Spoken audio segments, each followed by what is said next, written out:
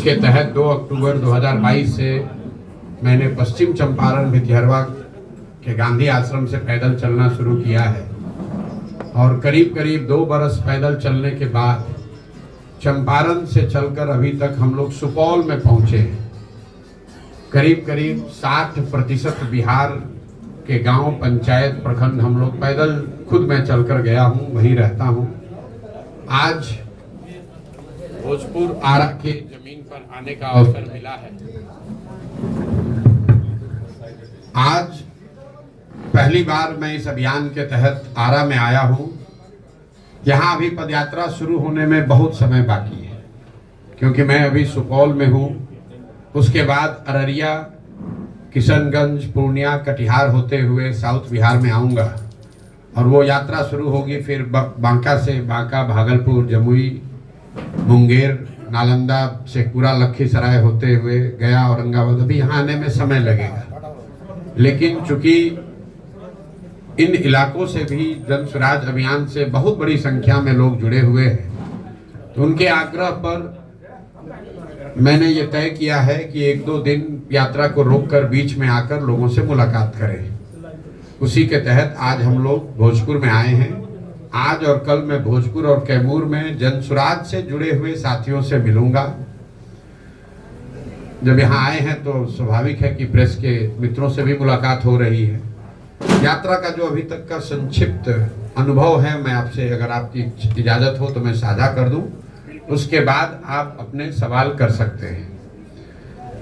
2 साल पैदल चलने के बाद करीब करीब 5300 गांव में हम लोग पैदल चल के खुद गए हैं। जो बिहार की सबसे बड़ी 3 समस्या दिख रही है।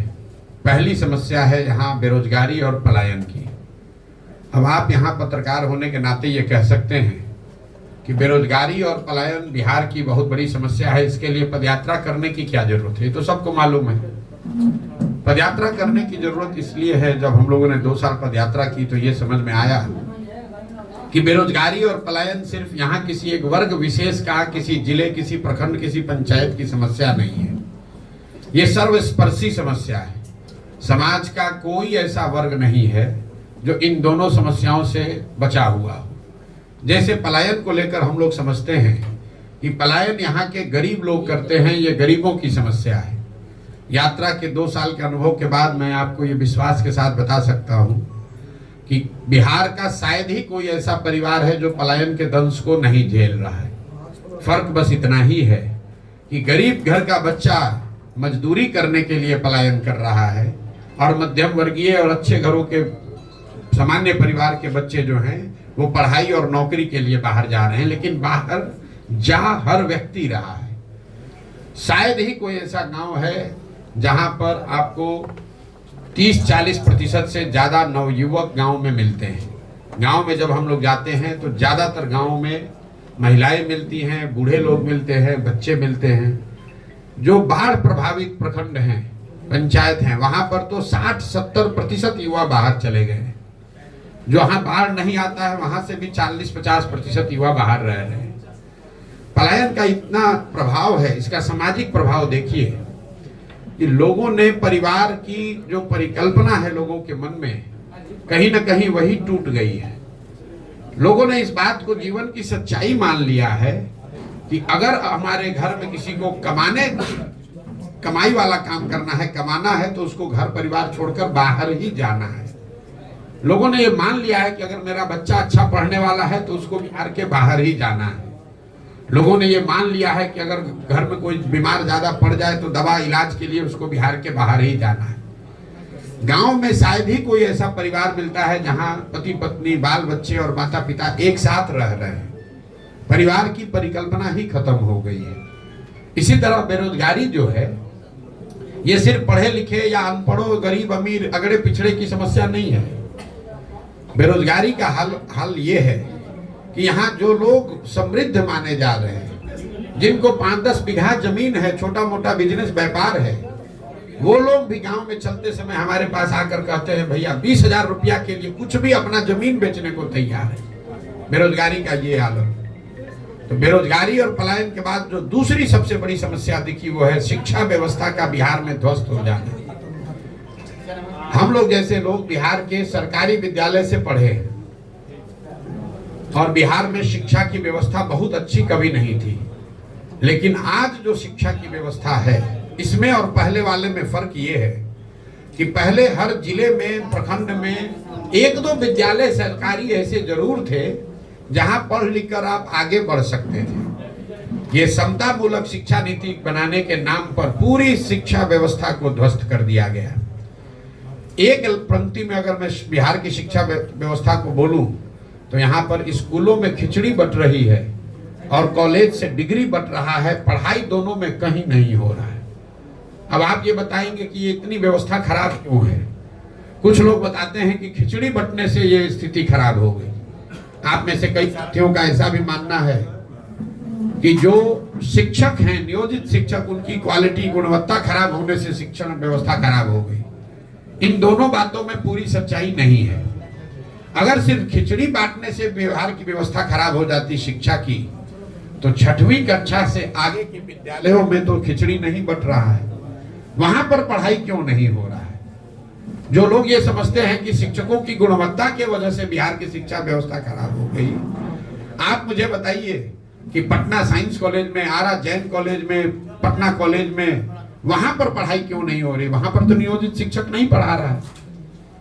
कहीं ना कहीं इस समस्या की जड़ को अगर आप देखेंगे तो आपको पता चलेगा कि बिहार में शिक्षा व्यवस्था इसलिए खराब हो गई है कि यहाँ समाज और सरकार, मैं समाज को भी कह रहा हूं, सिर्फ सरकार नहीं, समाज और सरकार दोनों की प्राथमिकता में शिक्षा है ही नहीं। समाज के लिए भी शिक्षा और शिक्षण संस्थाएं सिर्फ और सिर्फ सरकारी लाभ और कुछ योजनाओं का बंटवारे का केंद्र है। गांव में अगर विद्यालय में खिचड़ी नहीं बटी तो अगर उसको साइकिल पोशाक का पैसा नहीं आया, घर के लोग जाकर हेडमास्टर से झगड़ा करते हैं कि भैया हमारा पोशाक का पैसा नहीं मिला, साइकिल का पैसा नहीं मिला। लेकिन उसी विद्यालय में गणित का क्लास अगर साल भर नहीं हुआ, शिक्षक है ही नहीं, तो कोई व्यक्ति जाकर नहीं पूछ रहा है कि हमारा बच्चा गणित कैसे पढ़ेगा, यहाँ तो गणित का टीचर ही नहीं है। इसी तरह से सरकार के लिए भी जो शिक्षण संस्थाएं हैं वो पढ़ाई छोड़कर बाकी सब काम करने का व्यवस्था है। कभी उनसे आप सफाई का काम करवा रहे हैं, कभी उससे इलेक्शन का रोल बनवा रहे हैं, कभी शराबबंदी का डाटा इकट्ठा करवा रहे हैं, कभी वहां से खिचड़ी बंटवा रहे हैं, सब काम कर रहे हैं, पढ़ा नहीं रहे।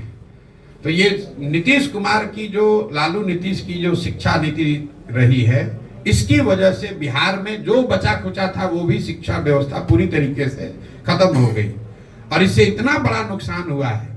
मैं हमेशा कहता हूं कि नीतीश कुमार के 15, 17, 18 साल के राज को जब इसका इतिहास लिखा जाएगा तो उनके एक पढ़े लिखे व्यक्ति के नेतृत्व रहते हुए बिहार की शिक्षा व्यवस्था के ध्वस्त होने को उनके शासनकाल का सबसे बड़ा काला अध्याय बताया जाएगा। ऐसा इसलिए कि कल बिहार में एक अच्छी सरकार आ जाए, सड़क टूटी है, सड़क बन जाएगा, नहर में पानी नहीं है, नहर आ जाएगा, अधिकारी आज चोरी मनमानी कर रहे हैं, उसको रोका जा सकता है। लेकिन जो 2 पीढ़ियां इस ध्वस्त शिक्षा व्यवस्था से पढ़कर निकल गई, अब एक अच्छी सरकार आ भी जाए, अच्छी व्यवस्था बन भी जाए, तो भी उनका जीवन अब सुधरने वाला नहीं है। उनको पूरे जिंदगी शिक्षित समाज के पीछे ही चलना पड़ेगा। बेरोजगारी, पलायन और शिक्षा के बाद जो तीसरी सबसे बड़ी समस्या दिखी वो है किसानों की समस्या। बिहार का जो किसान है वो बदहाल है। हम लोग यहाँ से बैठकर पंजाब और हरियाणा के किसान की बात करते हैं। बिहार में जो खेती है ये कमाने का जरिया नहीं है। आप गांव देहात में सुनते होंगे, लोग कहता है कि भैया रोपनी करने आए हैं, कमाने के लिए लुधियाना जाएंगे। इस लाइन को ध्यान से सुनिए। लोग क्या कहते हैं कि हम रोपनी करने आए हैं, कटिया करने आए हैं, लेकिन कमाने के लिए लुधियाना जाएंगे, कोयम्बटूर जाएंगे। क्यों? क्योंकि उसको भी मालूम है कि खेती से कमाई नहीं है, यहाँ खेती खाने का जरिया है, कमाने का जरिया नहीं है। खेती की जो बदहाली है यहाँ, उसके 3 कारण है। पहला कारण है बिहार में भूमि सुधार का लागू न होना। बिहार में समाजवाद की राजनीति हुई है, सामाजिक न्याय का नारा लगा है, लेकिन आपके जानकारी के लिए बता रहा हूं, यहाँ 75 वर्ष में बिहार देश के उन चंद राज्यों में है जहां भूमि सुधार को लेकर कोई काम नहीं किया गया। नतीजा ये हुआ कि करीब करीब 1/3 जमीन, इसको याद रखिए, 1/3 जमीन का मालिकाना हक बिहार में डिस्प्यूटेड है। लोगों को पता ही नहीं है कि जमीन का मालिक है कौन। जो मालिक है वो कहीं ना कहीं उसके जमीन के कागज में दिक्कत है, उसका रसीद नहीं कट रहा है, उस पर उसको लोन नहीं मिल रहा है, उसको बेच नहीं सकता है, तो जमीन की प्रोडक्टिविटी कम हो गई। दूसरी जो बड़ी समस्या है, और अभी सरकार ने जो सर्वे का काम शुरू किया है, अभी मैं आपको एक भविष्यवाणी कर देता हूं, 6 महीना में ये जमीन के सर्वे से इतना समाज में भूचाल बवाल खड़ा होना है, क्योंकि जो भ्रष्ट व्यवस्था है, पूरा जो राजस्व भूमि सुधार का विभाग है, उसके पास ना सुविधा है, ना उनके पास संसाधन है, ना उनके पास ज्ञान है। पूरी जो राजस्व की व्यवस्था है, एक अंचलाधिकारी, उसके साथ 2-3 कर्मचारी, और उस कर्मचारी के साथ जुड़े हुए 5-7 अटर्नी जो कि विशुद्ध तौर पर दलाल हैं, यही लोग चला रहे हैं। आप अंदाजा लगाइए कि जब जमीनों का सर्वे किया जा रहा है, इसमें कितने बड़े पैमाने पर हेर फेर और गलती होगी, और इससे समाज के कितने लोगों को परेशानी होगी। आप देखिएगा, अगले साल मार्च आते आते बिहार के हर गांव में सैकड़ों लोग अपनी जमीन के मालिकाना हक को लेकर अदालतों के और सरकारी अफसरों के पीछे, ऑफिसों के में चक्कर लगाते नजर आएंगे। ये बड़ा मुद्दा बिहार में बनने वाला है। दूसरी जो किसानों की समस्या है वो जल का कुप्रबंधन। यहाँ जो विभाग है उसका नाम है जल संसाधन। ये सबसे ज्यादा लूट वाला विभाग है। आप लोग को बता देते हैं, बिहार में हर विभाग में चोरी है, कोई ऐसा विभाग नहीं जहां चोरी नहीं है, लेकिन जल संसाधन से ज्यादा चोरी कहीं नहीं है। अगर आपको एक मजाक की बात बता देता हूं, यहाँ गठबंधन का सरकार चलता है, सब विभाग का बंटवारा होता है, लेकिन जल संसाधन का बंटवारा आज तक नहीं हुआ है। जो मुख्यमंत्री रहता है उसी के पास जल संसाधन रहता है। क्यों? दूसरे विभाग में चोरी कीजिएगा तो उसका कुछ निशान पीछे छूट सकता है, पकड़ में आ सकता है। ये ऐसा विभाग है जिसमें खुद ही से आप बाढ़ लाते हैं, खुद ही से पैसा लुटवाते हैं, खुद ही से सूखा की स्थिति पैदा करते हैं, और चोरी करके फिर अगले साल फिर नया कार्यक्रम बनाते हैं। तो बिहार में जो जल संसाधन कुप्रबंधन है, इसका नतीजा ये है कि यहाँ 50% भूमि, इसको आंकड़े को याद रखिए, 50% भूमि बाढ़ से प्रभावित है, लेकिन बाकी का जो 50% है उसमें आधे से ज्यादा भूमि में जल जमाव की बहुत बड़ी समस्या है। ये आपको शायद दक्षिण बिहार में इतना नहीं दिखेगी, लेकिन जैसे ही आप तराई के जिलों से नीचे आएंगे, जो तराई के जिले हैं नेपाल से लगते हुए, वहां पर जल जमाव की समस्या उतनी नहीं है। दोनों चंपारण, सीतामढ़ी, मधुबनी, सुपौल, अररिया में उतना जल जमाव की समस्या नहीं है। लेकिन जब आप गोपालगंज जाएंगे, सिवान जाएंगे, सारण जाएंगे, समस्तीपुर जाएंगे, खगड़िया जाइएगा, बेगूसराय जाइएगा, दरभंगा जाइएगा, यहाँ कोई ऐसा पंचायत नहीं है जहां 2-4-5 हजार एकड़ जमीन जल जमाव से नहीं प्रभावित है। एक बार पानी आ गया, वो पानी निकलता ही नहीं है। और तीसरी जो बड़ी बात है, जो दक्षिण बिहार के लिए भी ज्यादा जरूर समझने वाली बात है, बिहार एकमात्र ऐसा राज्य है जहां पिछले 10 साल में सिंचाई वाली भूमि की मात्रा 11% से कम हो गई। दूसरे राज्यों में सिंचाई की सुविधाओं का विस्तार हुआ। पिछले 10 वर्ष में बिहार में सिंचाई की जो व्यवस्था है, वो नहरों के रखरखाव और नलकूप के रखरखाव के अभाव में 11% कम हो गया। आप गांव देहात में चलिएगा तो आप लोगों को दिखता होगा, लोग बताते हैं कि भैया इसोन कैनाल का पानी पहले आता था, अब पानी नहीं पहुंचता है, क्योंकि सिल्ट पड़ गया, रखरखाव नहीं हुआ। तो ये आंकड़ा याद रखिए, अगर आज से 10 वर्ष पहले 100 एकड़ जमीन को सिंचाई की सुविधा बिहार में थी, तो वो घट के अभी 89 एकड़ ही रह गया है। लेकिन भूमि सुधार और जल कुप्रबंधन के बाद भी जो यहाँ पैदा हो रहा है, किसानों की जो सबसे बड़ी समस्या है कि जो अनाज यहाँ पर किसान पैदा कर रहा है, वो उसको उचित दाम नहीं मिल रहा है। एक आर्थिक सर्वेक्षण बताता है कि बिहार में किसान जो पैदा कर रहे हैं, उसका उचित दाम न मिलने की वजह से बिहार के किसानों को हर साल, इसको याद रखिए, प्रति वर्ष 15 से 20 हजार करोड़ रुपए का नुकसान हो रहा है। ये पूरा जो शाहबाद का एरिया है, ये धान का कटोरा लोग कहते हैं, यहाँ धान की खेती होती है। मैं आपको चुनौती दे रहा हूं, आप मुझे कोई किसान दिखाइए जिसने 2100 रुपया में 2200 रुपया में अपना धान पिछले 2 वर्ष में बेचा हो। हर किसान यहाँ 1400, 1500, 1600 में ही अपना धान बेचा है। जो पैक्स की व्यवस्था है यहाँ, उसका आंकड़ा सुन लीजिए। हम लोग कहते हैं कि पंजाब में, हरियाणा में किसान बहुत धनी है। भैया पिछले 10 वर्ष में पंजाब में 70% धान और करीब करीब 75% गेहूं सरकारी समर्थन मूल्य पर सरकार के एजेंसियों के द्वारा खरीदा गया है। बिहार में पिछले 10 वर्ष में 13% धान, याद रखिए 13% धान और 1% गेहूं ही सरकारी एजेंसियों के द्वारा, पैक्स के द्वारा सरकारी समर्थन मूल्य पर खरीदा गया है। तो 2000 का धान जब किसान 1400, 1500 में बेचेगा तो स्वाभाविक है कि उसको नुकसान होगा ही होगा।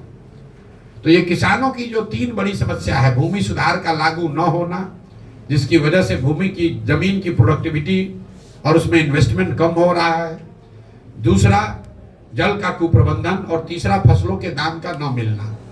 ये 3 बड़ी समस्याओं के बाद जो 3 सबसे ज्यादा सुने जाने वाले शब्द रहे पदयात्रा में, वो है अधिकारियों की मनमानी, दूसरा है सरकारी विभागों में फैला हुआ भ्रष्टाचार और तीसरा है कट मनी, जो यहाँ पर हर सरकारी योजना में कमीशन काटा जा रहा है।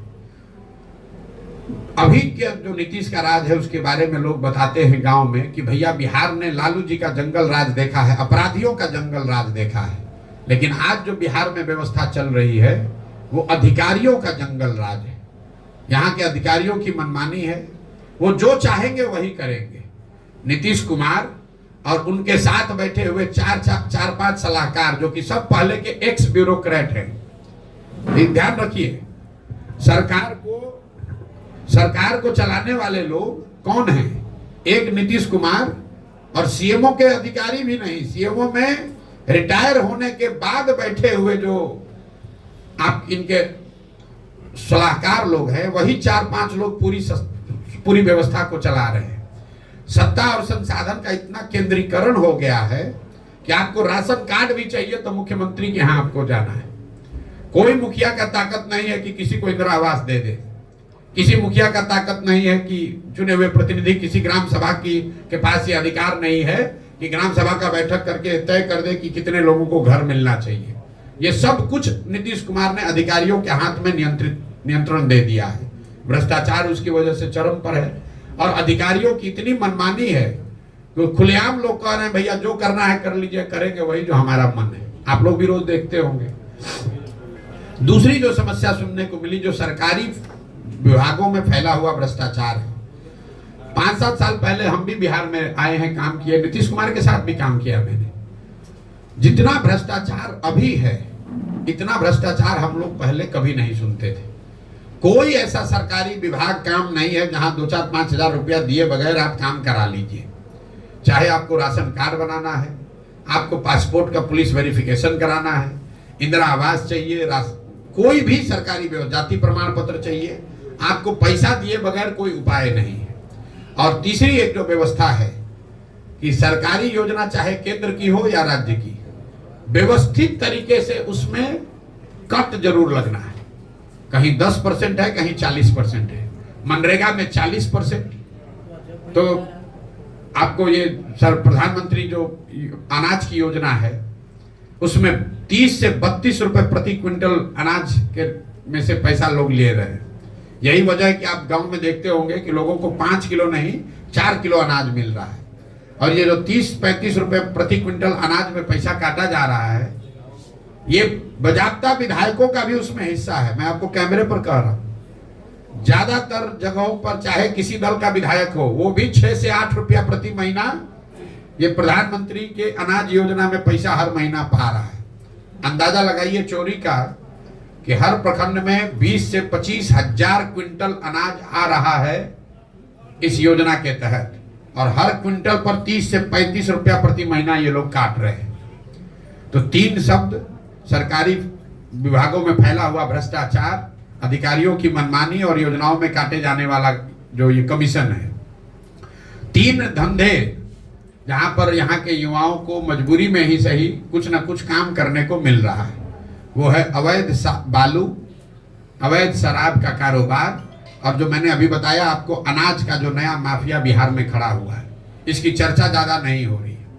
गांव में हम लोग को कोई ऐसा गांव नहीं मिलता है 5-10 युवा वहां शराब के अवैध कारोबार में न लगा हुआ। ये सरकार, जितने शराब के बड़े माफिया हैं वो युवाओं का जीवन बर्बाद कर रहे हैं। उनको मोटरसाइकिल दे दिया, उनको कुछ पैसा दे दिया, बोतल यहाँ से उठाओ, वहां करो, 2-4 हजार रुपया कमाओ। ये बच्चे शराब के अवैध कारोबार में युवा लग रहे हैं। उनके हाथ में कट्टा, मोटरसाइकिल आपको हर गांव में मिलेगा। दूसरा, हम लोग रोड पर चलते हैं, अगर 10 ट्रैक्टर ट्रॉली ट्रक मिलता है तो ये मान कर चलिए कि उसमें से 2-3 ट्रक ट्रैक्टर ट्रॉली ऐसा ही होगा जिसमें अवैध बालू का कहीं ना कहीं आवागमन हो रहा है। बालू का यहाँ कारोबार इतना बढ़ गया है, इतना बड़े स्तर पर उसमें लूट हो रही है जिसका अंत नहीं है। और तीसरा जो मैंने आपको बताया अनाज का, जो अनाज से ये 30-35 रुपया प्रति महीना लिया जा रहा है, अफसर और जनप्रतिनिधि अनाज तो ले नहीं रहे। तो अनाज को पैसे में कन्वर्ट करना और फिर उसी अनाज को वापस उसी चैनल में भेजना, इसके लिए हर जिले में बाजाब्ता अनाज के माफिया हो गए जो करोड़ों रुपए में डील कर रहे हैं। हजारों टन अनाज को लेकर उससे पैसा कन्वर्ट करना, पैसे को अफसरों और जनप्रतिनिधियों तक पहुंचाना और फिर उसको उसी अनाज को वापस जनता के बीच में भेजना। तो ये 3 उद्योग हैं नीतीश कुमार ने जो व्यवस्था अभी बनाई है बिहार की। यही 3 उपाय है। अगर आपको रोजगार चाहिए तो या तो शराब का अवैध कारोबार कीजिए, बालू के अवैध खनन में शामिल हो जाइए, दोनों में काम नहीं चल रहा है तो अनाज वाला माफिया से जुड़ जाइए।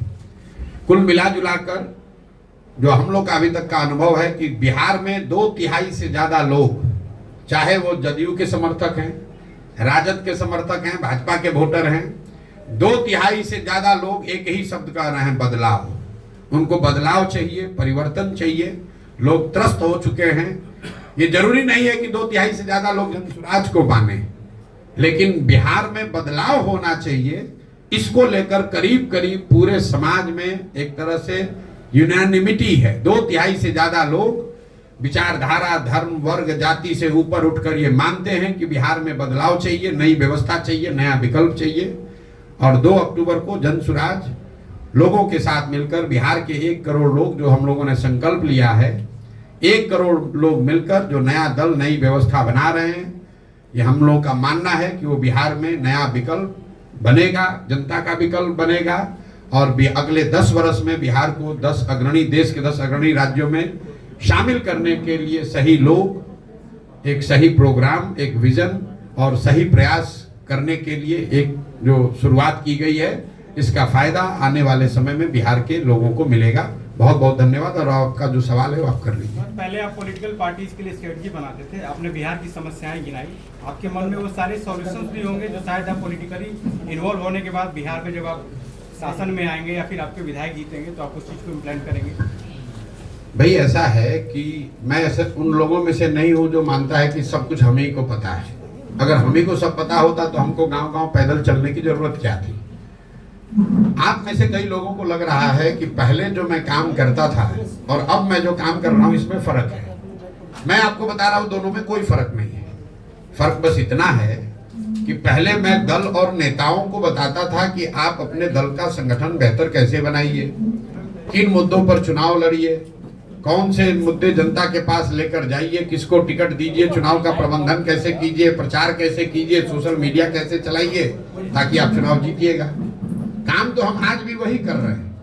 फर्क बस इतना है कि पहले दल और नेता के लिए करते थे, अब बिहार की जनता के लिए कर रहे हैं। बिहार की जनता को गांव-गांव जाकर बता रहे हैं कि भाई तुम्हारे पास पैसा नहीं है तो कोई बात नहीं है, तुम्हारे पास बाहुबल नहीं है, जाति नहीं है तो कोई बात नहीं है, लेकिन बिहार में अगर नया विकल्प बनाना है, नई व्यवस्था बनाना है तो तुम आओ, साथ में जुड़ो और तुमको ये दल बनाने में, नया विकल्प खड़ा करने में, चुनाव लड़ने में जो मदद चाहिए वो जनसुराज के माध्यम से प्रशांत किशोर देंगे।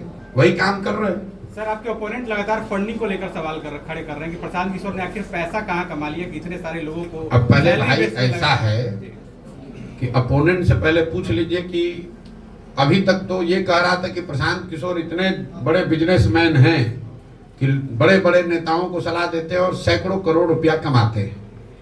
तो अगर वो बात ठीक है तब तो हमारे पास पैसे की कमी होनी ही नहीं चाहिए। हम तो 1-2 को नहीं 10 को राज्य में सरकार बनवाए हैं, तो हमको पैसे क्या कमी है।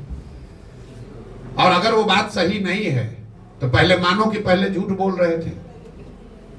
हम आपको बता रहे हैं, जिस दिन से पदयात्रा कर रहे हैं उस दिन से बता रहे हैं कि पैसा कहां से आ रहा है। पैसा उन जगहों से आ रहा है, उन लोगों से के पास से आ रहा है जिन लोगों को पिछले 10 वर्ष में प्रशांत किशोर ने कंधा लगाया है, उनकी मदद की है, उनको जिताने में मदद किया है, उनकी सरकारें बनवाई हैं। पैसा उनसे आ रहा है। पैसा सरस्वती से आ रहा है। हम लोग क्या कहते हैं, जिसके पास सरस्वती जहां है वहां लक्ष्मी की कोई कमी हो नहीं सकती है। पैसा प्रशांत किशोर के बुद्धि से आ रहा है।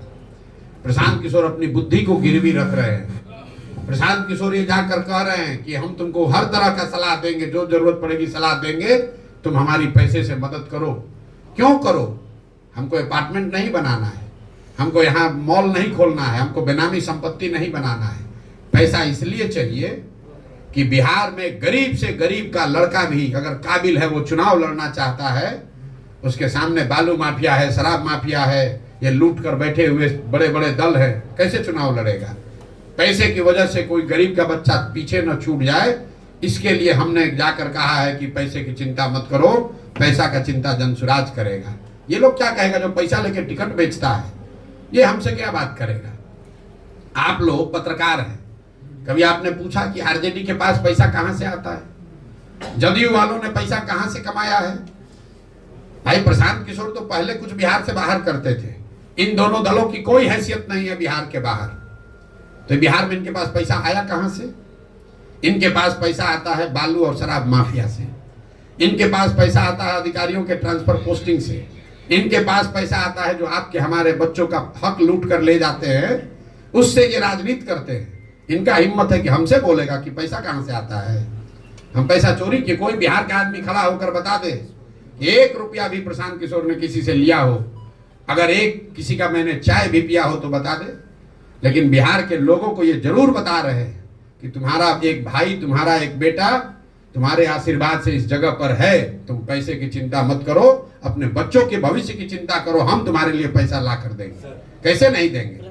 ये भारत, सुनिए एक आंकड़ा याद रखिए, बिहार में पिछले 30 वर्ष में सिर्फ 1200 परिवार के लोग ही सांसद और विधायक बने हैं, चाहे जिस दल के बने, वो चाहे भाजपा का हो, जदयू का हो, नीतीश का हो, कांग्रेस का हो, सिर्फ 1200 परिवार के लोग ही यहाँ सांसद विधायक बने हैं। ऐसा क्यों है?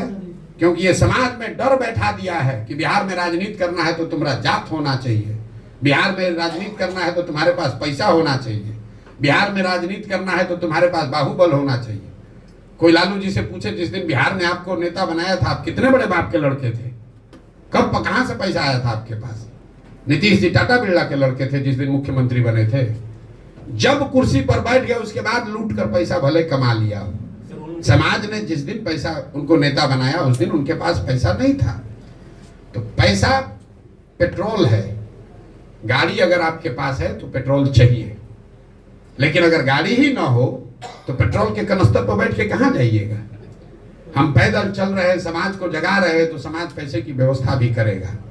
और एक अंतिम बात, कितने लोग इन पार्टियों से आ रहे हैं? अरे छोड़िए किन पार्टी से आ रहे हैं, परेशान हो रहे हैं। मैंने दूसरी पैसे की बात आपने कही, सुन लीजिए पूरी बात। जब तक ये अभियान चल रहा है उसका पैसा प्रशांत किशोर की बुद्धि से आ रहा है, लेकिन 2 अक्टूबर को जब ये दल बनेगा तो मैं उसी बुद्धि को लगाकर यहाँ बिहार में ये व्यवस्था बना रहा हूं कि डिसेंट्रलाइज क्राउड फंडिंग से जन स्वराज में स्वच्छ तरीके से पैसा चुनाव लड़ने के लिए इकट्ठा किया जाएगा। उसको अभी उसका प्लान भी आपको बता देते हैं। जन स्वराज का लक्ष्य है कि 2 तारीख को जब दल बने तो बिहार के 2 करोड़ लोगों से, याद रखिए 13 करोड़ लोग रहते हैं बिहार में, 2 करोड़ लोगों से 100-100 रुपया लिया जाएगा। मैं ये व्यवस्था बना रहा हूं बैंकों के जरिए। आप मोबाइल से अपने गांव से यहाँ गढ़हनी में, अगियाओं में, भोजपुर आरा में बैठकर आप जन स्वराज को 100 रुपया भेज पाएंगे। अगर 2 करोड़ लोग 100-100 रुपया दे दिए तो जन स्वराज के पास कितना पैसा हुआ? 200 करोड़। और 200 करोड़ रुपया चुनाव लड़ने के लिए काफी नहीं है। और 100 रुपया अगर आपको कोई ये विश्वास दिला दे कि 100 रुपया साल का देने से आपको राशन कार्ड के लिए 2000 रुपया नहीं देना पड़ेगा, 100 रुपया देने से बालू शराब माफिया खत्म हो जाएगा, 100 रुपया देने से आपको इंदिरा आवास में 30,000 रुपया नहीं देना पड़ेगा, आपके बच्चों के लिए पढ़ाई बेहतर हो सकती है, तो कौन आदमी 100 रुपया नहीं देगा? आप बताइए। वो व्यवस्था जनसुराज बना रहा है। इन लोग को क्या पता चलेगा? 2011 से पहले इनको पता था कि सोशल मीडिया भी कोनो चिड़िया का नाम है जिसका इस्तेमाल चुनाव में भी हो सकता है। इस देश में सोशल मीडिया के बड़े बड़े जो तीरंदाज आज बन रहे हैं, कैमरे पर आपको कह रहे हैं कि सोशल मीडिया का इस्तेमाल भी चुनाव में हो सकता है, राजनीति में हो सकता है।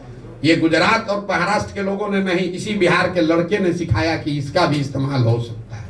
तो आपको यहाँ करके दिखाएंगे कि कैसे बिहार की गरीब जनता अपने मोबाइल के जरिए अपने घर में बैठकर वो पैसा चंदा इकट्ठा करेगी, जिससे बिहार में एक स्वच्छ राजनीतिक व्यवस्था को बनाने में मदद मिलेगी।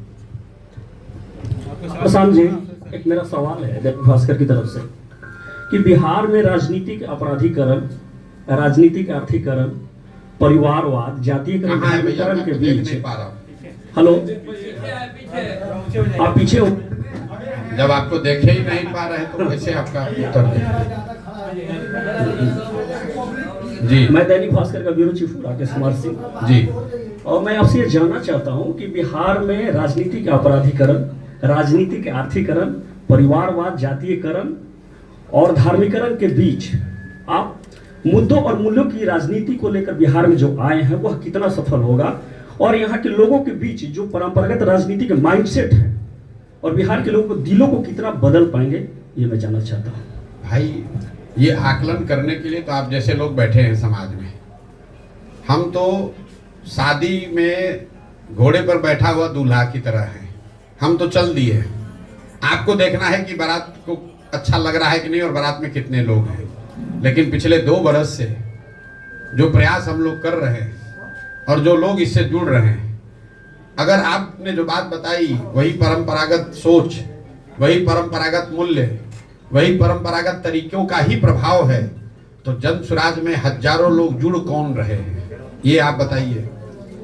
आपने अपने पत्रकारिता के जीवन में कभी ये देखा हो कि रूलिंग पार्टी, आज अभी भाजपा और जदयू रूलिंग पार्टी है, रूलिंग पार्टी और मुख्य विपक्ष आरजेडी, उनके दलों के नेता अपना दल छोड़कर, अपना पद छोड़कर एक ऐसी व्यवस्था से जुड़ने का प्रयास कर रहे हैं, जुड़ रहे हैं जो कि अभी दल बना भी नहीं है।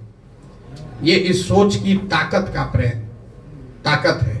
अभी दल बना नहीं है और तीनों चारों दल जो कि परंपरागत राजनीतिक के ध्वजवाहक हैं, उनके यहाँ खलबली है जो आपको भी दिख रही है। चिट्ठी जनसुराज ने नहीं निकाला है कि जनसुराज के लोग आरजेडी में मत जाओ, चिट्ठी आरजेडी ने निकाली है लालू जी के राजनीतिक और सिद्धांतिक मूल्यों का हवाला देकर कि मेरे भाई प्लीज छोड़कर मत जाओ, जनसुराज में मत जाओ। फोन जदयू और भाजपा के लोग अपने कार्यकर्ताओं को रोकने के लिए कर रहे हैं, जनसुराज वाले नहीं कर रहे हैं। सप्लीमेंट क्वेश्चन है, पूरा प्रश्न है कि गठबंधन की राजनीति देश और बिहार में है और नए नेतृत्व को पनपने नहीं दे रहा है। सत्ता आज मतलब सत्ता और विरोध यहाँ है ही नहीं। इस गठबंधन की राजनीति का क्या काट आपके पास हो सकता है? बिल्कुल काट बना दिया है।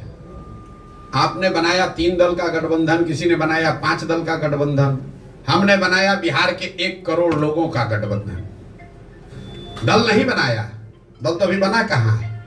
फिर मैं आपको चुनौती दे रहा हूं, बिहार नहीं देश के इतिहास में कभी अगर ऐसा हुआ हो कि दल बनाने से पहले 1 करोड़ लोग मिलकर दल बना रहे हो, ऐसा अगर आपके पास प्रमाण हो तो हमको दिखाइए। दल बनाने से पहले कोई 3 वर्ष पैदल चला हो, आप मुझे बताइए। यहाँ दल कैसे बनता है? जिसको दल बनाना है दल बना दिया, कहा भैया हम हो गए अब इसके नेता और इसके बाद होंगे हमारे बेटा। आज जितना बिहार का जनता है तुम झंडा लेके ढो। यहाँ दल बनाने के लिए 3 बरस 2 बरस से हम पैदल चल रहे हैं, 1-1.5 बरस अभी और चलेंगे। ये भी घोषणा की कि दल बनने पर ना इसके हम नेता बनेंगे, ना नेता हैं ना बनेंगे।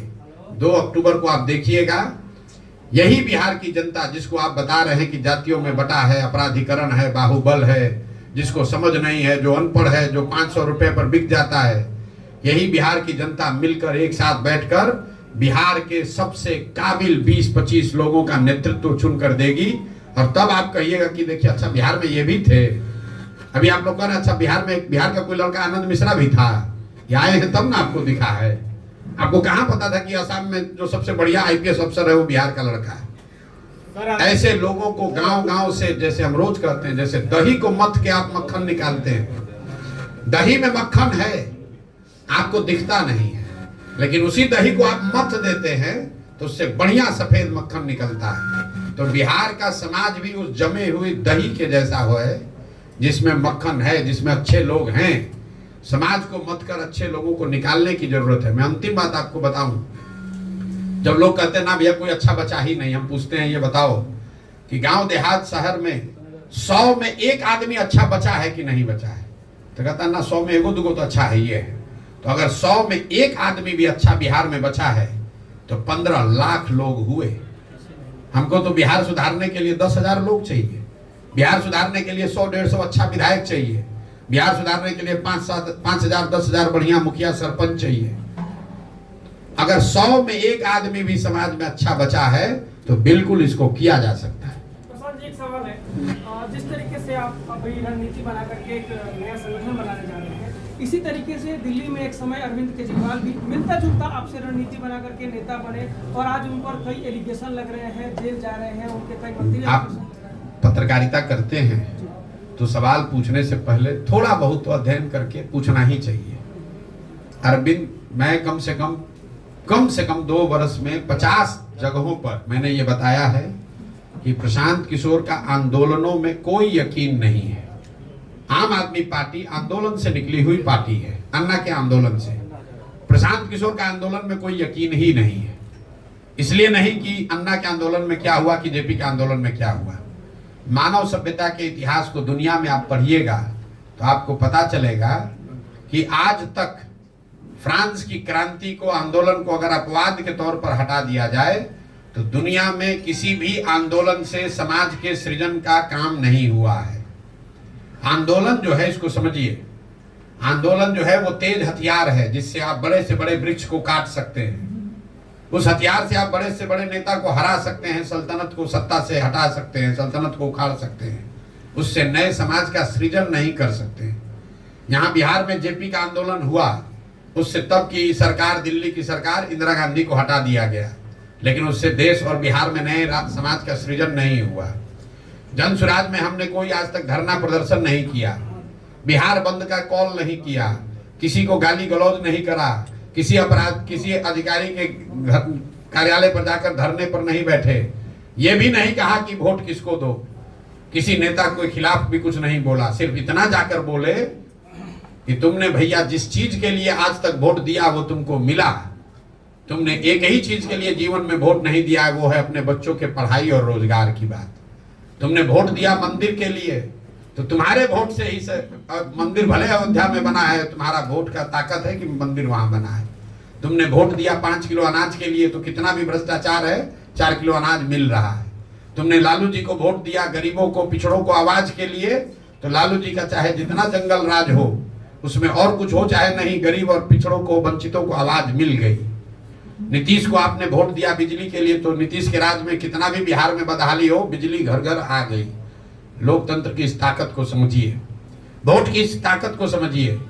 आपका पूरा दिमाग इसमें लगता है कि वोट किसको दें। जन सुराज ये कह रहा है कि इसका कोई महत्व ही नहीं है कि वोट किसको दें, महत्व इस बात का है कि वोट किस बात के लिए दें। तो हम लोग ये कह रहे हैं कि वोट जिसको देना है दो। 2 बरस के मेरे वक्तव्यों में आप कहीं दिखा दीजिए कि हमने लोगों को कहा हो कि वोट जन सुराज को दो।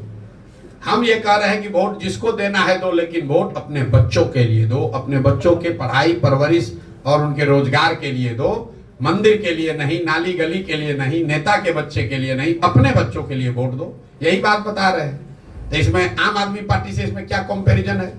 आम आदमी मिलता जुलता, आपका चेहरा भी हमसे मिलता जुलता है, तृणमूल भी बना होगा तो उससे भी कुछ मिलता जुलता आपको दिखेगा, डीएमके भी कभी बना होगा द्रविड़ियन आंदोलन से तो भी आपको कुछ मिलता जुलता दिखेगा। मिलता जुलता क्या होता है भाई? वो एक आंदोलन से निकली हुई पार्टी है जहां कुछ लोगों ने ये कहा कि हम वो जानते हैं कि ये कानून लाने से भ्रष्टाचार रुकेगा। हम कह रहे हैं भैया हमको कुछ नहीं पता, हम बिल्कुल उसका उलट बता रहे हैं और आपको उसको मिलता जुलता दिख रहा है। हम कह रहे हैं हमको कुछ पता ही नहीं है। अगर 1 नहीं 10 प्रशांत किशोर आएंगे तो भी बिहार नहीं सुधरेगा, रोज कहते हैं। बिहार तब सुधरेगा जब बिहार के लोग सुधरेंगे। 500 रुपया लेकर वोट दीजिएगा तो मुखिया आपका चोर नहीं होगा तो हरिश्चंद्र होगा, और रोज जाकर कैमरे पर कहते हैं। प्रशांत जी, मैं मुकेश सिंह जयतेश कनादेश से ये जानना चाह रहा था कि 2 अक्टूबर गठन के बाद 2025 के चुनाव में जनसुराज आ रही है, किसको अपना प्रतिद्वंदी मानती है और क्या मानक होना चाहिए कैंडिडेट्स के लिए?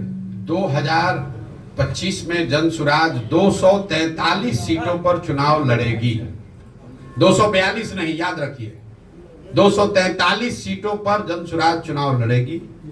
जो लोग चुनाव लड़ेंगे उसमें 2/3 से ज्यादा लोग ऐसे होंगे जो पहले से ना राजनीति में हैं या ना राजनीति में कभी चुनाव लड़े हैं।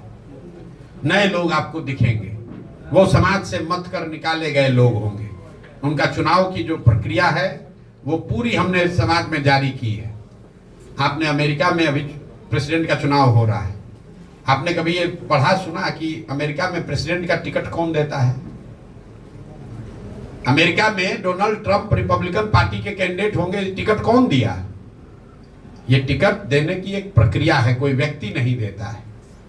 वहां पर जिसको भी रिपब्लिकन पार्टी का उम्मीदवार होना है, डेमोक्रेटिक पार्टी का उम्मीदवार होना है, वो अपना एप्लीकेशन देता है, वो खड़ा होता है और समाज के सामने अपना प्रोग्राम बताता है कि हम रिपब्लिकन पार्टी के उम्मीदवार के तौर पर हमारा समर्थन कीजिए, हम अगर उम्मीदवार बनेंगे तो हम ऐसे डेमोक्रेटिक पार्टी को हराएंगे और ऐसे अमेरिका को आगे बढ़ाएंगे।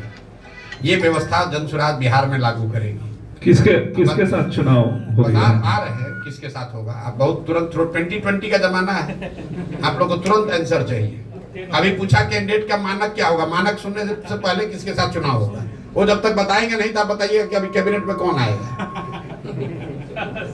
तो जनसुराज भी हर विधानसभा क्षेत्र से 5 से 7 ऐसे लोगों का नाम दिसंबर से पहले जारी करेगा जिसको हम संभावित उम्मीदवार के तौर पर देखते हैं, ताकि क्षेत्र की जनता 1 बरस तक उस शख्स के साथ काम करके, देखकर, सुनकर, परखकर, और हर 3 महीना पर उसका रिपोर्ट कार्ड जारी करेंगे कि ये जो 7 हैं इसमें क्षेत्र की जनता, आगियाओं की जनता, बड़हरा की जनता बता रही है कि ये आदमी सबसे अच्छा उम्मीदवार है।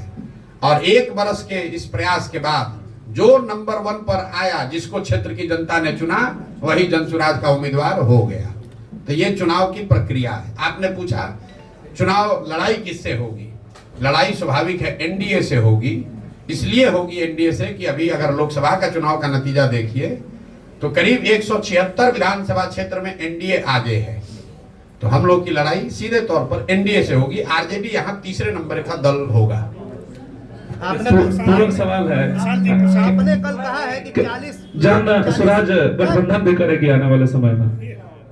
243 पर जनसुराज लड़ेगा तो गठबंधन करेंगे, 500 मतलब सीट उसके आगे बढ़ा रहे हैं विधानसभा में। नहीं, मतलब गठबंधन में लड़ेगी या अकेले लड़ेगी? जब बोला कि जनसुराज 243 लड़ेगा तो गठबंधन और जनसुराज में अगला चुनाव होगा, आप देखते जाइए। लेकिन सर एक नेशनल पॉलिटिक्स को लेकर सवाल है। भोजपुर में आई बनी, भोजपुर में आई बनी पे लड़ा जाता है और बिहार का पॉलिटिक्स अलग होता है सर, समीकरण अलग होता है। मेरे भाई ऐसा है, यहाँ एनडीए के उम्मीदवार, एनडीए के मुख्यमंत्री नीतीश कुमार हैं और उनके सहयोगी दल हैं भाजपा, ठीक है।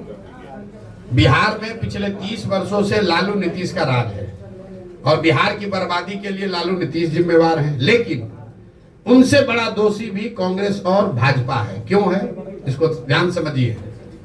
लालू जी चाहे बिहार के जितने बड़े नेता हों, अपने जीवन में सिर्फ एक ही बार बिहार अपने दम पर जीत कर आए हैं। बाकी सारे समय बिहार को चलाने, लूटने का जो उन्होंने काम किया वो कांग्रेस की बैसाखी से किया। कांग्रेस ने वो बैसाखी लालू जी को दी कि बिहार की जनता से जनमत नहीं होने के बाद भी लालू जी 15 वर्ष तक यहाँ राज कर पाए कांग्रेस की मदद से। कांग्रेस ने ऐसा क्यों किया? क्योंकि उनको दिल्ली में 10, 15, 20 सांसदों का लालच था। 15-20 सांसदों की लालच में उन्होंने बिहार और बिहार के बच्चों का भविष्य लालू के हाथ में गिरवी रख दिया। यही काम आज भाजपा कर रही है। नीतीश बाबू आज तक जीवन में बिहार में कभी जीते ही नहीं है। इस विधानसभा में उनको 42 विधायक है, लेकिन मुख्यमंत्री हैं कैसे हैं? क्योंकि पीछे से भाजपा वाला अपना बैसाखी दिए हुए है। तो एनडीए से लड़ाई इसलिए है कि चेहरा नीतीश कुमार हैं और दोनों बैसाखी दिया है भाजपा वाला। तो ये लोग, और क्यों नीतीश को आगे किया है? 12-15 सांसदों के लालच में क्या भाजपा को नहीं पता है कि बिहार देश का सबसे गरीब और पिछड़ा राज्य है? मोदी जी जिस विकास की बात कर रहे हैं, उनको ये नहीं पता है कि बिहार में क्या हो रहा है? उनको सब पता है। मनमोहन सिंह को भी पता था, लेकिन उनको ये भी पता है कि 12-15 को सांसद चाहिए, तो बिहार मरता हो मरे, बिहार के बच्चे पलायन करते हो करे, हमको 15 को सांसद बिहार से आता रहे, बिहार का जो होना है हो। इसलिए यहाँ के दोषी लालू और नीतीश हैं, लेकिन गुनाहगार कांग्रेस और भाजपा है। स्पेशल पैकेज को लेकर आपका ना यार, पैकेज को लेकर आपका और लोगों के पूछे तो बोलो कि ना सर स्पेशल पैकेज को लेकर कोई स्टांस नहीं है। ये लोगों को, बिहार की जनता को भ्रम फैलाने वाले बात लोग हैं। आप कह रहे हैं कि स्पेशल पैकेज है। स्पेशल पैकेज का मतलब क्या है? आपको केंद्र सरकार की योजनाओं में जो केंद्र का कंट्रीब्यूशन है वो 60 के बजाय बढ़ के 80 या 90 हो जाएगा। कुछ जो इंडस्ट्री यहाँ लगेगी उसमें कुछ रियायत मिल जाएगी। आपको बता रहा हूं आंकड़ा, ये आप लोग तो कुछ पढ़ते देखते हैं नहीं।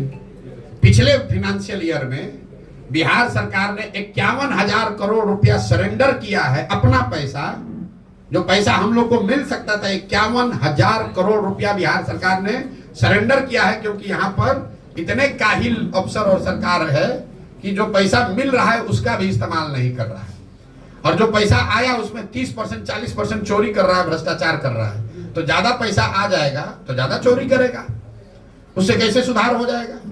भाई आप बिहार की शिक्षा व्यवस्था पर 50,000 करोड़ रुपया खर्च कर रहे हैं और 50 गरीब का बच्चा भी नहीं पढ़ रहा है। अगर 50,000 करोड़ के बजाय 70,000 करोड़ मिलने लगेगा तो क्या उससे बिहार की व्यवस्था सुधर जाएगी? भाई आप अपना घर नहीं सुधारिएगा, अपनी पात्रता नहीं सुधारिएगा, तो कितना भी कोई पानी डालेगा तो बाल्टी अगर आपका चू रहा है तो कितना भी पानी डालेगा उसमें पानी टिकने वाला है। और इनको विशेष राज्य का दर्जा का ध्यान कब आता है? जब चुनाव आता है। भाई अभी तो एनडीए की सरकार यहाँ पर भी है और केंद्र में भी, काहे नहीं विशेष राज्य का दर्जा दे रहे हो? काहे नाटक कर रहे हो? छोड़िए विशेष राज्य का दर्जा का बात। हमने कहा कि सबको मालूम है कि अभी केंद्र में जो सरकार है वो नीतीश के समर्थन से के बगैर नहीं चल सकती है, माइनॉरिटी है। आपने कहीं सुना कि नीतीश कुमार ने ये कहा कि भाई बिहार में बंद चीनी मिलों को आप चालू कीजिए, हम लोग आपको केंद्र में समर्थन देंगे? नीतीश कुमार को फुर्सत है? वो जाकर वहां दिल्ली बतिया रहा है कि हमारा मिनिस्टर कौन बनेगा, हमको सीट कैगो मिलेगा, 25 के बाद हमारी क्षमता नहीं है, लेकिन 25 के बाद मुख्यमंत्री हमको खाली घोषित कर दो, हम तुमको समर्थन देंगे। आपने कहीं ये सुना कि नीतीश कुमार ने कहा हो कि चीनी मिल चालू होगा बिहार में तब हम समर्थन देंगे? आपको क्या लगता है अगर केंद्र की सरकार को ये कह दिया जाए कि बिहार के सांसद आपको तब समर्थन करेंगे जब केंद्र यहाँ के चीनी मिल चालू हो, तो चीनी मिल चालू होगा कि नहीं होगा? होगा कि नहीं होगा? आप बता दीजिए। अगर न भी हो, कम से कम कल एक टास्क फोर्स बनेगा, कल उस पर विवेचना शुरू होगी, कल चर्चा शुरू होगी कि चीनी मिल कैसे चालू किया जाए। विशेष राज्य का दर्जा नहीं मिल रहा है, चीनी मिल चालू कराने के लिए कंडीशन काहे नहीं रखे? क्यों नहीं रखे? यहाँ पर तो आपको अपनी कुर्सी प्यारी है, आपको फुर्सत कहाँ है बिहार के लोगों के बारे में सोचने का? बिहार का आदमी तो जाति के नाम पर आपको वोट दिए देगा, आप कहिए बंधुआ मजदूर। प्रशांत जी, एक सवाल है। अभी तेजस्वी यादव 10 तारीख से यात्रा पे निकल रहे हैं, इसको आप कैसे देखें? कैसे देखें? आप बताइए, आप बताइए, वैसे देख ले। ये हम तेजस्वी यादव दम हो तो किसी एक विधानसभा क्षेत्र में पैदल चल के दिखा दे। यात्रा पर क्या निकलेंगे? 25 गाड़ी आगे 25 गाड़ी पीछे, एयर कंडीशन बस में बैठ के खाने का 2-4 गो फोटो जारी करेंगे, 2 गो मुरेठा बांधेंगे, 4 गो लोगों को गाली गलौज करेंगे, कहानी खत्म। फिर लोगों को भरमाएंगे कि हम सरकारी नौकरी दे देंगे। देखिए ये लोगों को कैसे मूर्ख बनाते हैं ये लोग। कहता है 10 लाख लोगों को नौकरी दे देंगे, नीतीश कुमार खड़ा हुआ गांधी मैदान में, आदमी कहता है कि हम 20 लाख नौकरी दे देंगे। ये आंकड़ा याद रखिए, बिहार में चपरासी से लेकर मुख्य सचिव तक 75 वर्ष में जितने लोगों को सरकारी नौकरी अभी मिली हुई है, टोटल संख्या है 23 लाख। 23 लाख लोग ही बिहार में सरकारी नौकरी करते हैं। ये बेवकूफ बनाने वाले नेता कह रहे हैं कि हम 10 लाख 1 साल में दे देंगे। चपरासी से लेकर मुख्य सचिव तक हर आदमी की काउंटिंग कीजिएगा तो सिर्फ 23 लाख लोग, 1.97% लोग ही सरकारी नौकरी में हैं। और कहता है हम सरकारी नौकरी देके बिहार को सुधार देंगे। अगर मान भी लिया जाए कि दे देगा तो 98% आदमी को तो नौकरी से कोई लेना ही देना नहीं, ना है ना होगा, तो उसकी यात्रा को क्या देखें? भाई तेजस्वी यादव की क्या पहचान है? तेजस्वी यादव ने समाज के लिए कौन सा ऐसा पराक्रम किया है जिसके लिए हम उस पर टिप्पणी करें? तेजस्वी यादव की पहचान ये है कि लालू यादव के लड़के हैं। लालू यादव का दल है आरजेडी, तो उसके वो नेता हैं। आपका अपना दुकान है तो आपका लड़का उस दुकान का मालिक बन जाएगा कल, उसके लिए उसको कुछ परिश्रम तो करना नहीं है। लेकिन दुकान से लोग सामान खरीदने आए तब ना आपको कुछ उसकी क्षमता विद्युता देखी जाएगी। तेजस्वी यादव आरजेडी के लीडर हैं और वो लीडर इसलिए हैं कि वो लालू यादव के लड़के हैं, इतनी उनकी पहचान है। इसके आगे की पहचान उनको बनानी है तो उसके लिए परिश्रम करना पड़ेगा, काम करना पड़ेगा, करके कुछ दिखाना पड़ेगा। अभी तक ऐसा कुछ दिखा नहीं। ना विद्यार्थी के तौर पर उन्होंने बहुत बड़ा कोई तोप मारा है, तोप छोड़ा है।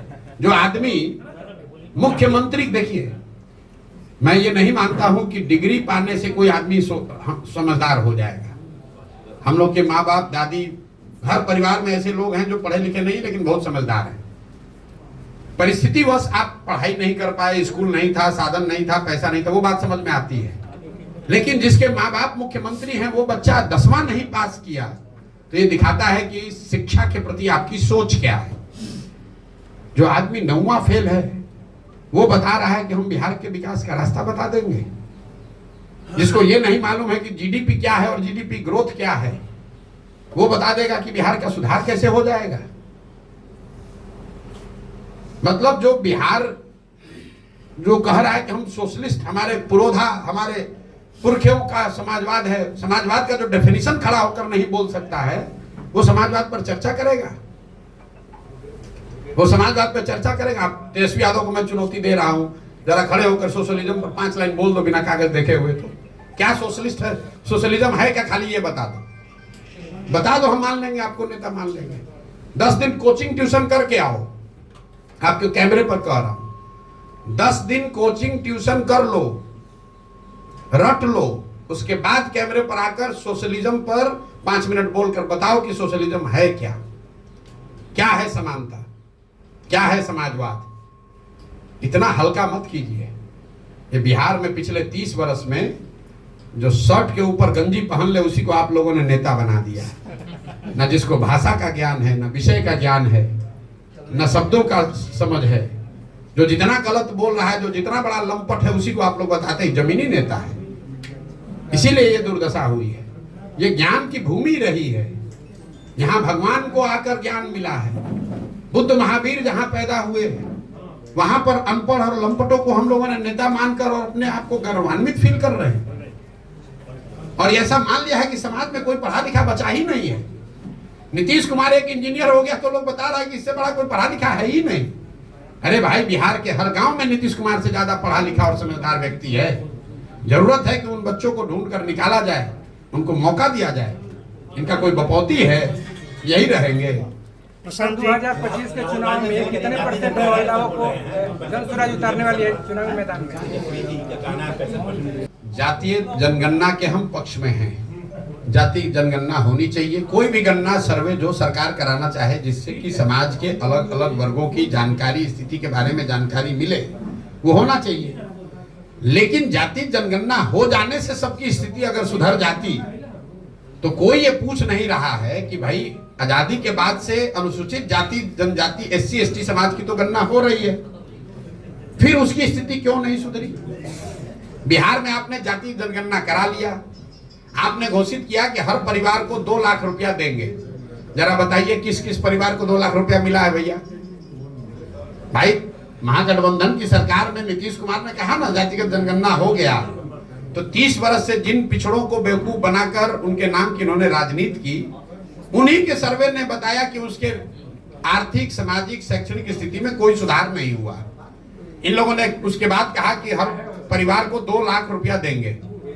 ये बात पत्रकार भी भूल गए।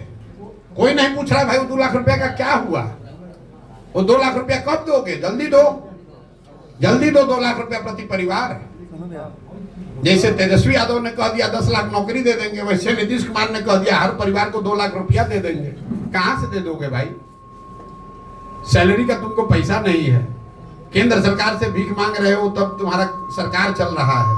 ऐसी दुर्दशा आपने बिहार की बना दी है। और आप 2 लाख रुपया दे दीजिएगा हर परिवार को, कैसे दे दीजिएगा? और अगर दे सकते हैं तो दे दीजिए, हम लोग आपका करेंगे, आपका सम्मान करेंगे अगर आप ये कर दीजिएगा तो। जातिगत जनगणना होना चाहिए, लेकिन उससे देश के राज्य के विकास की सारी कुंजी है वो, ऐसा बात नहीं है। ये तो ऐसे हुआ कि आप कहिए कि हम लाइब्रेरी में जाएंगे और जाकर बस आइंस्टीन बन जाएंगे। अरे भाई, लाइब्रेरी में किताब है, वो किताब होने से आप आइंस्टीन थोड़े ना हो जाइएगा। किताब को पढ़िएगा, पढ़कर कुछ कीजिएगा तब ना कुछ समझदारी होगी। राहुल गांधी का आपने नाम लिया, तो राहुल गांधी की पार्टी की सरकार रही है करीब करीब 50-55 साल। ये ज्ञान उनको आज हुआ है कि जातिगत जनगणना से ही देश का विकास होगा। अगर ये ज्ञान उनको पहले था तो पहले ही कर देते, हम लोग सबका कल्याण हो गया होता। और मान लीजिए कि आज उनको ज्ञान हुआ, ये भी बात हो सकती है भाई आज उनको पता चला, आदमी हर रोज सीखता है। तो अगर आज ज्ञान हुआ है तो छोड़िए देश का बात, कर्नाटक में, तेलंगाना में, हिमाचल में 3 जगह कांग्रेस की सरकार है, वहां पर तुरंत जातिगत जनगणना कराना चाहिए और कराकर कर्नाटक, तेलंगाना और हिमाचल की गरीबी को दूर कर देना चाहिए। पूरा देश नतमस्तक होकर राहुल गांधी को मान लेगा कि ये भगवान के भेजे हुए नए दूत हैं। इनके पास वो कुंजी है, वो तरीका है कि भाई जातिगत जनगणना होगा, गरीबी खत्म हो जाएगा खटाखट। कल आपने कहा था कि 40 सीटों पर मुस्लिम कैंडिडेट उतारिएगा। अगर 19 सीटों 40 सीटों पर आरजेडी अगर कैंडिडेट उतारती है मुस्लिम, तो आप क्या करेंगे? मेरे भाई, मैंने कोई मुसलमानों के नजरिए से नहीं कहा है। जो जन स्वराज का फॉर्मूला है, जन स्वराज सिर्फ काबिल आदमी को चुनाव लड़ाएगा। हमारे लिए काबिलियत पैमाना है, लेकिन हर समाज में चुनाव तो 243 आदमी लड़ेगा और बिहार में काबिल तो लाखों लोग हैं। तो उसमें से किस समाज के कितने काबिल लोगों को लिया जाए, उसके लिए यह फॉर्मूला बनाया गया कि जिस समाज के लोगों की जितनी संख्या है उसको उतनी भागीदारी, उस समाज के उतने काबिल लोगों को भागीदारी मिल जाएगी। उस हिसाब से मुसलमानों की आबादी अगर 18% है तो करीब करीब 40 सीट पर काबिल मुसलमान आदमी लड़ना चाहिए। हमने आरजेडी को लेकर दूसरी बात कही। हमने ये कहा कि 30 बरस से जिस समाज के वोट से ये अपना लालटेन जला रहे हैं, जिस समाज के ये हिमायती बनने की कोशिश कर रहे हैं, दावा करते हैं, उसके लिए उन्होंने किया कुछ नहीं। लेकिन अब चलो तुमको चुनौती देते हैं, तुम बता दो कि जो 40 सीट दोगे तो हम वहां पर छोड़ देंगे, हम मुस्लिम वहां पर उम्मीदवार नहीं देंगे, वहां हम हिंदू लड़ा लेंगे, कोई बात नहीं, क्योंकि हमारे पास तो हर समाज का काबिल आदमी है। लेकिन इनका दम नहीं है। हमने कहा अगर वो चुनौती स्वीकार कर ले तो पहले देकर दिखाएं। भैया, जहां सबसे ज्यादा मुसलमान होता है वहां जाकर खुद चुनाव लड़ते हैं ये लोग। इनके भाई जहां चुनाव लड़े थे, जरा जाकर देखिए कि उस क्षेत्र में कितने मुसलमान, जो जितना बड़ा नेता है आरजेडी का, वो खोजता है कि यहाँ मुसलमान कितना है ताकि हमको मुफ्त का वोट मिल जाए। इसलिए ये चुनौती दी है, और अगर चुनौती स्वीकार करेंगे तो हम मान भी लेंगे। कटिहार एक जिला है, आपने सुना होगा, कटिहार में 47% मुसलमान है, वहां आरजेडी ने एक भी मुसलमान को टिकट कभी नहीं दिया है। ये तो मुसलमानों को बेवकूफ बनाते हैं। जहां मुसलमानों की आबादी है वहां पर उसको टिकट नहीं देंगे, जहां मुसलमानों की आबादी नहीं होगी वहां टिकट दे देगा, हार जाएगा, और जहां मुसलमानों की आबादी होगी वहां खुद चुनाव लड़ते हैं। आरक्षण को लेकर जैसे लोग जुड़े सर आरक्षण को लेकर प्रशांत किशोर का क्या सोच है? आरक्षण को लेकर प्रशांत किशोर की सोच ये है कि जो संवैधानिक व्यवस्था आरक्षण को लेकर बाबा साहब अम्बेडकर के संविधान में है वो बनी रहनी चाहिए। कुछ लोगों का ये कहना है कि संविधान में तो इसका प्रोविजन 10-20 साल के लिए किया गया था, इसको इतना लंबा क्यों चलाया जा रहा है? तो संविधान में ये व्यवस्था 10-20 साल के लिए इसलिए की गई थी कि जब 10-20 साल में समाज के वो वर्ग सामान्य वर्गों के बराबर आ जाएंगे, लेकिन वो किसी वजह से नहीं आए। तो आरक्षण की व्यवस्था तब तक चलनी चाहिए जब तक जिन वर्गों को आरक्षण का लाभ मिल रहा है वो सामान्य वर्गों के बराबर आर्थिक, सामाजिक, शैक्षणिक नजरिए से उनके बराबर ना हो जाए।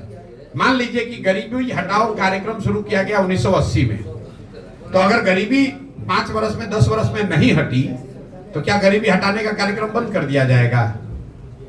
आपको रोग है, आपको डॉक्टर ने दवा दी कि आप 2 महीना खाइए ठीक हो जाइएगा, लेकिन अगर 2 महीना में रोग ठीक नहीं होगा तो दवा खाना छोड़ दीजिएगा, तब तो गड़बड़ हो जाएगा ना। तो आरक्षण की व्यवस्था जो संविधान में है वो बनी रहनी चाहिए, तब तक बनी रहनी चाहिए जब तक जिन वर्गों को इसका लाभ मिल रहा है उनकी सामाजिक, राजनीतिक, शैक्षणिक स्थिति सामान्य वर्गों के बराबर न हो जाए। एक आखिरी सवाल है सर। को लेकर सवाल है, किस तरीके से डीजीपी को हटाया गया